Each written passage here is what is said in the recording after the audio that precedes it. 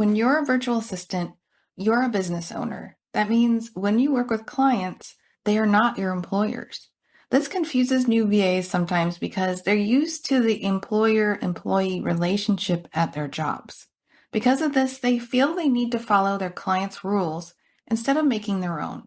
And when they do this, they find there can be a problem like late payments or clients calling them anytime, day or night.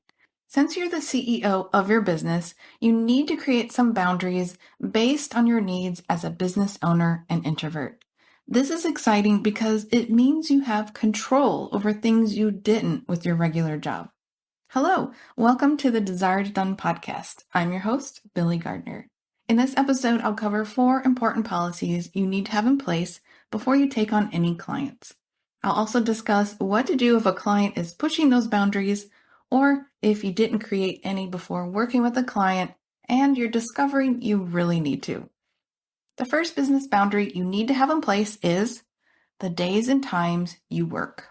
One of the cool things about being a VA is that you can choose when you work. If you have a job but starting your business on the side, you can work mornings, evenings, or weekends.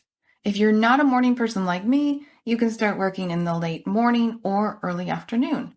If you're someone who likes to get up early and get things done early in the day, you can do that. You just need to communicate this to your clients before working with them so that they're aware.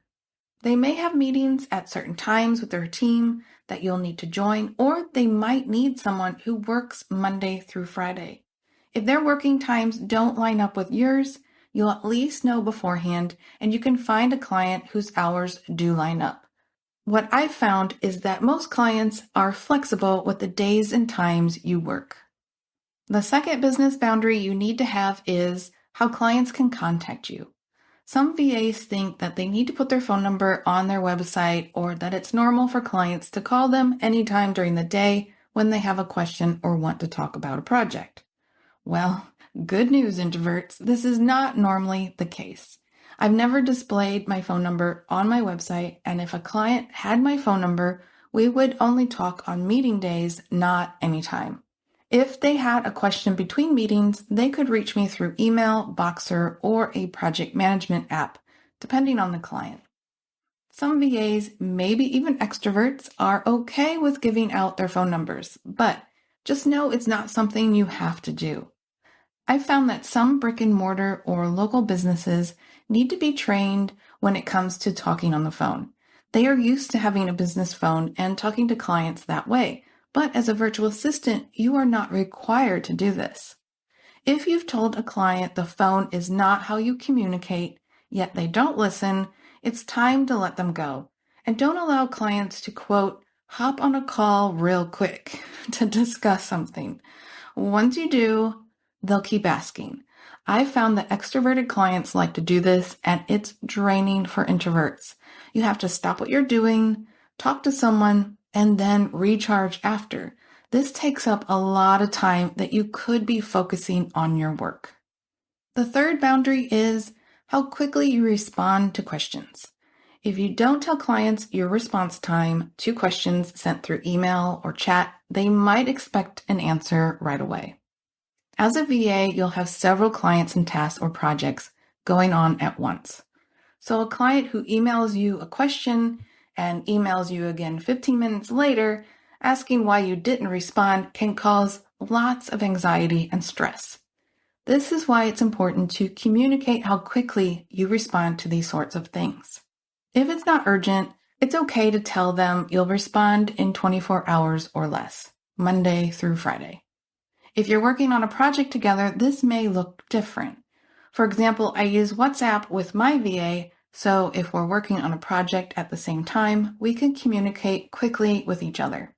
Again, this is your business, so you get to set the rules. Decide what's best for you and help your clients stick to those rules. The fourth business boundary I want to cover is your payment policies. If you have retainer clients or clients you work with every month, you can invoice them each month on the 1st. If clients purchase a block of hours whenever they need it, you can require them to use those hours within 3 months or they'll expire. If a client is late paying their bill, you can refuse to work until it gets paid. These are all examples of payment policies. Be sure to tell your clients when they'll be invoiced and the consequences if they don't pay. You don't want to spend your time or energy trying to hunt down payments or, worse yet, not getting paid at all. So, how do you communicate these business boundaries, or how do you set them with clients? The answer is through your contract. Every client should receive a contract that outlines your policies. That way, the client sees them and signs their name as assurance they read and understood them. What if you have a client that's pushing your boundaries?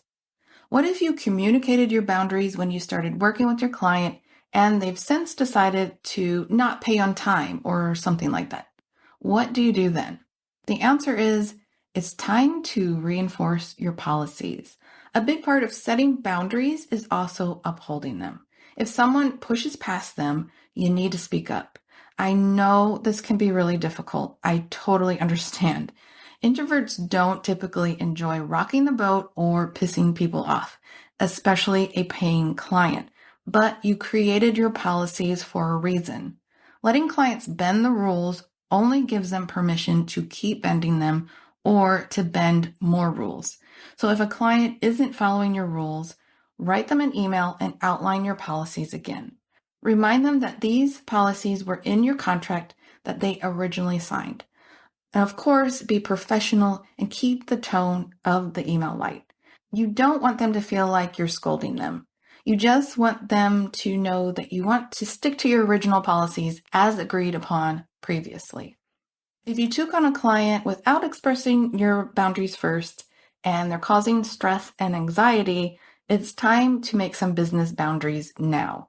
Maybe you didn't communicate any policies up front because you were excited to just have someone pay you to do some work for them, or maybe you didn't realize you needed to have rules in place. It's okay. It's not too late to set some boundaries. Decide on your policies using the 4 I covered today and email them to your client. If they get mad and leave, well, adios. You don't need a client who doesn't respect you. There are plenty of people out there who won't walk all over you. You have to protect yourself.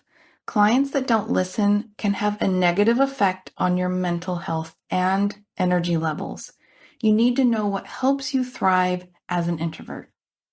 You teach people how to treat you by what you allow, what you stop, and what you reinforce. Pretty powerful, right? I love that quote from Tony Gaskins, who is a motivational speaker.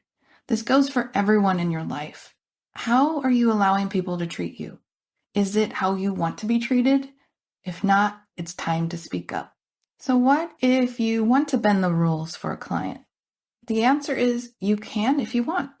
Let's say you have a policy that you only communicate through email between Zoom meetings, but you have a client that would be easier to communicate with through Voxer. Give it a try. Let them know you'd like to try it out, and if it doesn't work, you'll stop. Sometimes you have to be a little flexible, and that's okay. The issue is when you don't want to be flexible and someone is pushing you to do something you don't want to do or walking on you. Business boundaries are important for running your business smoothly, reserving your energy, reducing anxiety and stress, and mental health. Plus, they help you develop harmonious working relationships with your clients. If you don't have clear policies, you risk the chance of working on days you don't want to, like weekends, working hours you don't want to, like early in the morning or late at night, and putting up with things you shouldn't, like a non-paying client. Every business is different and will have its own set of unique policies. Just get clear on your policies and be sure to communicate them with your clients before working with them. If you have clients bending the rules, remind them of them. And if they don't listen, let them go and find a client who respects you. I hope you enjoyed this episode as much as I did creating it. If you need more help with your business policies or creating your contract, check out my membership, the Introvert BA Club. We have a client contract kit that has everything you need, including contract templates that you can edit and send to your clients. Just go to introvertedvaclub.com to learn more. Thanks for listening. I'll talk to you soon. Bye.